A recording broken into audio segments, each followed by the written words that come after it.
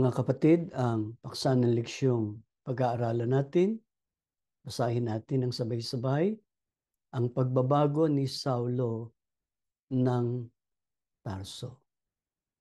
Si Saulo ng Tarso ay ang mang-uusig sa iglesia.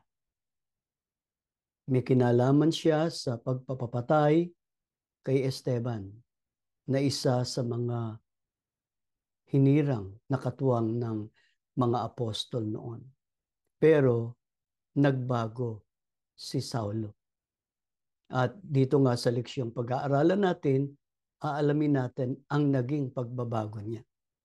Samantalang patuloy ang pagbabanta ni Saulo na maipapatay ang mga alagad ng Panginoon, pumaroon siya sa pinakapunong saserdote ng mga Hudyo at humingi ng mga sulat para sa mga sinagoga sa Damasco upang madakip niya at madalang nakagapo sa Jerusalem ang sino mang lalaki o babae na matagpuan niya roong kaanib sa daan ng Panginoon na ang tinutukoy ay sa iglesia ni Kristo.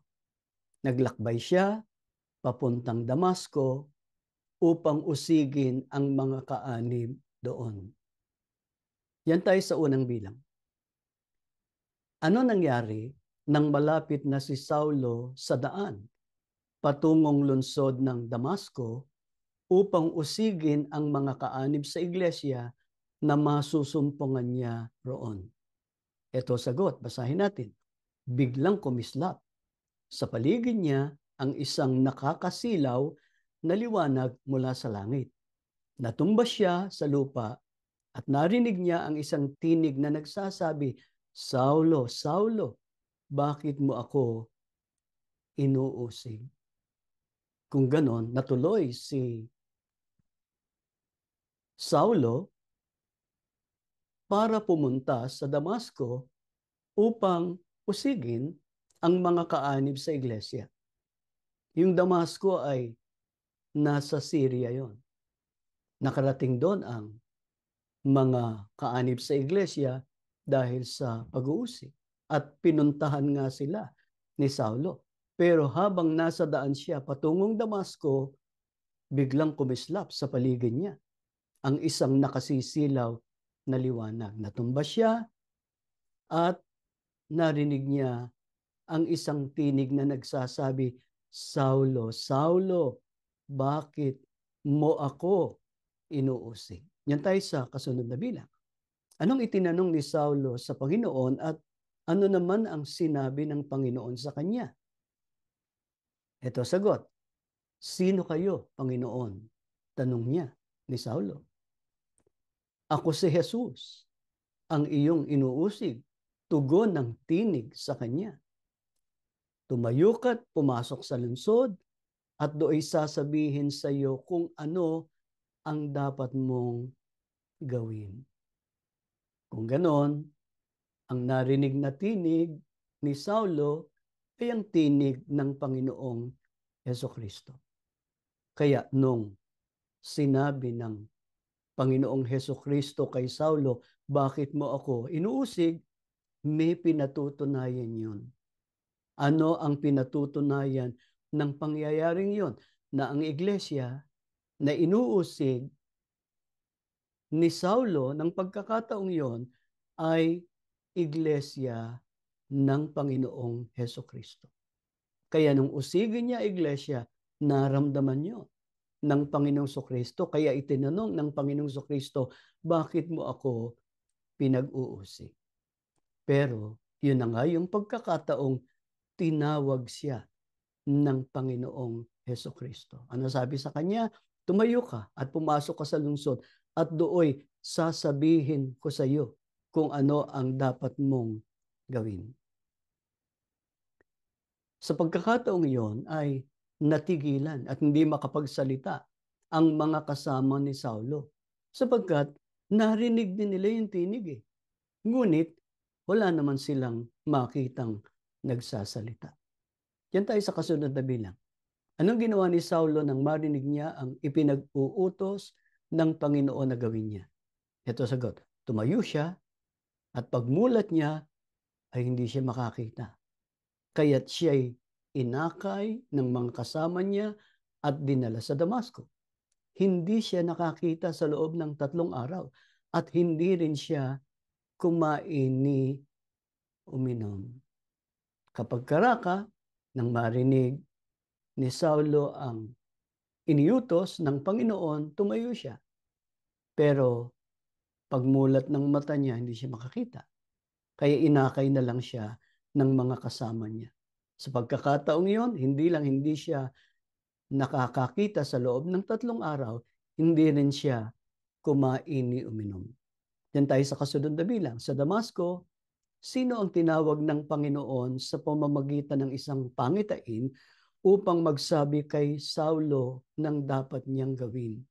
Ito sagot, ang isang alagad na nagngangalang Ananias. Sinabi ng Panginoon sa kanya, Ananias, ano po yun, Panginoon? Tugon niya, sinabi ng Panginoon, pumunta ka sa kalyeng tinatawag na Tuwid, sa bahay ni Judas, at ipagtanong mo ang isang lalaking taga-Tarso na ang pangalay Saulo. Siya'y nananalangin ngayon. Sa isang pangitain, nakita kanyang pumasok sa kinaroroonan niya at pinatungan mo siya ng kamay upang siya'y makakitang muli. Yan tayo sa kasunod na bilang. Anong sinabi ni Ananias sa Panginoon tungkol kay Saulo? Ito sagot, Panginoon, marami na po akong nabalitaan tungkol sa taong ito at sa mga kasama ang ginawa niya sa inyong mga hinirang sa Jerusalem. At naparito siya sa Damasco. Taglay ang kapangyarihang galing sa mga punong saserdote ng mga Hudyo upang dakpin ang lahat ng tumatawag sa iyong pangalan. Napansin ninyo na hindi kaagad ginawa ni Ananias yung ipinagagawa sa kanya ng Panginoong Hesukristo kay Apostol Pablo. Bagkus ay nagtanong siya. Ano sabi niya? Panginoon, marami na po akong nabalitaan tungkol sa taong ito, sa mga kasama ang ginawa niya sa inyong mga hinirang. Pero hindi na ba ginawa ni Ananias yung ipinagagawa sa kanya ng Panginoon kay Saulo? Diyan tayo sa kasunod na bilang. Anong sinabi ng Panginoon kay Ananias? Dahil nag-aalinlangan siyang gawin ang ipinagagawa niya sa kanya. Ito sagot, pumunta ka roon.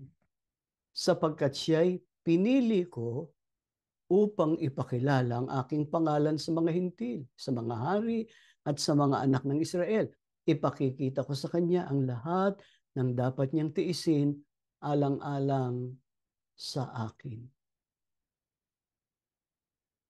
Kung ganon, ang Panginoon ay pinaliwanagan si Ananias. Pero bilang katunayang isinusugo niya si Saulo na naging Apostol Pablo, ang sabi ng Panginoong Kristo kay Ananias, pumunta ka roon sapagkat siya'y pinili ko upang ipakilala ang aking pangalan sa mga hintil, sa mga hari at sa mga anak ng Israel. Pumunta si Ananias sa bahay na itinuro sa kanya at pumasok siya doon at ginawa niya kung ano yung ipinagagawa ng Diyos kay Saulo. Pinatong niya ang kanyang mga kamay sa kanya. Yan tayo sa kasunod na bilang.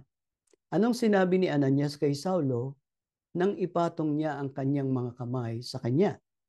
Etong sagot, kapatid na Saulo, pinapunta ako rito ng Panginoong Hesus na nagpakita sa iyo sa daan ng ikaw ay papunta rito. Isinugo niya ako upang muli kang makakita at upang mapuspos ka ng Espiritu Santo. Sa pagkakataong iyon, nalaglag na tila mga kaliskis mula sa mga mata ni Saulo at nakakita siyang muli. Tumayo siya at nagpabautismo. Kumain siya at nagbalik ang kanyang lakas. Nakisama siya ng ilang araw sa mga alagad sa Damasco. Yan tayo sa kasunod na bilang. Anong kaagad ay ginawa ni Saulo? Pagkatapos niyang makisama ng ilang araw sa mga alagad sa Damasco. Ito sagot. Pumasok siya sa mga sinagoga at pinasimulan niyang ipangaral na si Jesus ay ang anak ng Diyos. Mga kapatid, napag-aralan natin na yung mga sinagoga, yun ang dako ng pagsamba o pagtitipon ng mga Hudyo na galing sa lahing Israel na natalikod na sa Diyos. Kaya ang pinuntahan at pinangaralan ni Saulo nang pumasok siya sa mga sinagoga, hindi mga Kristiyano ito, hindi mga kaanib sa iglesia. At pinasimulan niyang ipangaral na si Jesus ay ang anak ng Diyos. Hindi kasi sumasampalataya ang mga Hudyong tumalikod na ang Panginoong Kristo ay anak ng Diyos. Diyan tayo sa kasunod na bilang. Anong naging reaksyon ng mga nakarinig sa pagtuturo niya na si Jesus ay ang anak ng Diyos? Ito sagot. Ang lahat ay namangha at nagsabi, hindi ba ito ang nagwawasak sa mga taong tumatawag sa pangalan ni Jesus doon sa Jerusalem? Siya ay naparito sa pagnanasang sila ay dalhing bihag sa harap ng mga pinunong saserdote. Sa pagkakataong iyon, lalong naging makapangyarihan ang pangangaral ni Saulo. At walang maisagot ang mga Hudyong naninirahan sa Damasco sa kanyang pagpapatunay na si Jesus ang Kristo. Pagkaraan ng maraming araw, nagkaisa ang mga Hudyo na patayin si Saulo. Araw at gabi ay inaabangan nila si Saulo sa mga pintuang bayan para patayin. Ngunit nalaman niya ito. Kaya't isang gabi, inilagay siya ng kanyang mga alagad sa isang basket at ibinaba sa kabila ng pader. Yan tayo sa kasunod na bilang. Anong ginawa ni Saulo nang makabalik na siya sa Jerusalem? Ito sagot. Sinikap niyang mapabilang sa mga alagad doon. Ngunit silang lahat ay takot sa kanya dahil hindi sila makapaniwalang isa na siyang alagad. Napansin ninyo, pagdating sa Jerusalem, ay sinikap niyang puntahan yung mga alagad, yung mga kaanib sa iglesia. Ngunit natakot sila, hindi sila makapaniwalang isa na siyang alagad ng ating Panginoong Kristo. Yan tayo sa kasunod na bilang. Sino ang dumating upang tumulong kay Saulo at magdala sa kanya sa mga apostol? Ito sagot.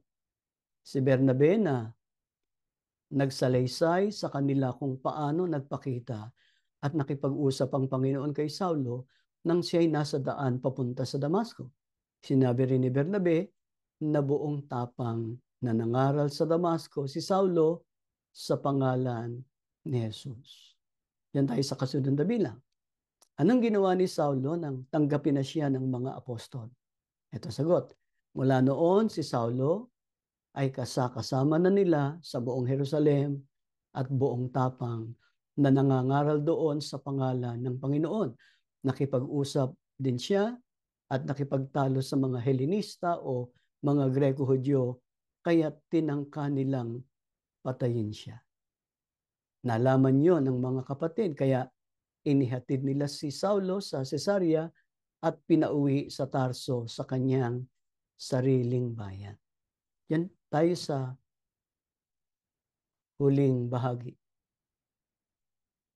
Ano ang ibinunga ng si Saulo na pangunahing mang-uusig sa iglesia ay nagbago at tinanggap ang pananampalatayang Kristiyano at naging alagad ng Panginoong Hesukristo? Ito sagot. Ang iglesia sa buong Judea, Galilea at Samaria ay naging mapayapa at matatag. At patuloy silang namuhay na may takot sa Panginoon at sa tulong ng Espiritu Santo ay lumago sila. Ang kapayapaan, katatagan at paglago ay natamo ng iglesia nang magbago si Saulo at tanggapin niya ang pananampalatayang Kristiyano. Naging Apostol Pablo na siya. Hindi na siya yung Saulong mang-uusig, kundi Saulong nangangaral, nagmamalasakit sa mga Kristiyano. Subalit, ang ikinalago ng iglesia, hindi lang yung pagbabago ni Saulo, kundi maging ang patuloy na pamumuhay ng mga kaanib sa pagkatakot o paggalang sa Panginoon. Dahil sa katangian nilang yon, ang pagtulong at pakikisama ng Espiritu Santo ay namalagi sa kanila. Pangunahin sa mga apostol sa pamamahala ng iglesia. Ang iglesia ay naging malaki, naging malakas, naging matatag, at naghari ang kapayapaan sa iglesia noon. Ang pag-aaralan natin sa susunod ay ang tungkol sa iba pang mahimalang pagpapagaling ni Apostol Pedro at ang pagtawag ng Diyos kay Cornelio. Bago tayo manalangin, umalik tayo sa paksa ng leksyon. Ang pagbabago ni Saulo ng Tarso. Tumayo kayo, tayo mananalangin. Ama namin Diyos, maraming salamat po sa patuloy mong pagkakaloob sa amin ng kaalaman, ang karunungan tungkol sa mga aral mo na makapagpapatibay ng aming pananampalataya. Panginoon, sumasampalataya kami. Ikaw ang tumatawag ng mga taong maglilingkod sa iyo. Ikaw ang kumakasangkapan ng iyong isinusugo para sa kapakanan ng iyong iglesia. Panginoon, kami ay bunga ng pagsusugo mo kay kapatid na Felix Manalo. Naunawaan namin ang mga salita mo. Tinaglay namin ang tunay na pananampalataya na isasagawa po namin ang marapat na paglilingkod sa iyo. Ang aming hinihiling, patuloy nawang dumaloy sa amin ang iyong mga salita, kalakip ang iyong kapangyarihan na lalong magpapatibay ng aming pananampalataya. Panginoong Hesukristo, dumuon kang lagi sa aming puso. Gawin mo kaming matatag sa aming paninindigan upang anumang pagsubok ang ipahintulot pa ng Ama, mapagtagumpayan namin, makatapos kami ng aming takbuhin. Ang mapatuloy mong basbasan, ang mga anak namin, ang mga kabataan, lumaki silang mananampalataya, taglay ang banal na takot sa iyo, kasama ng mga magulang, maglilingkod at pupuri sa iyo.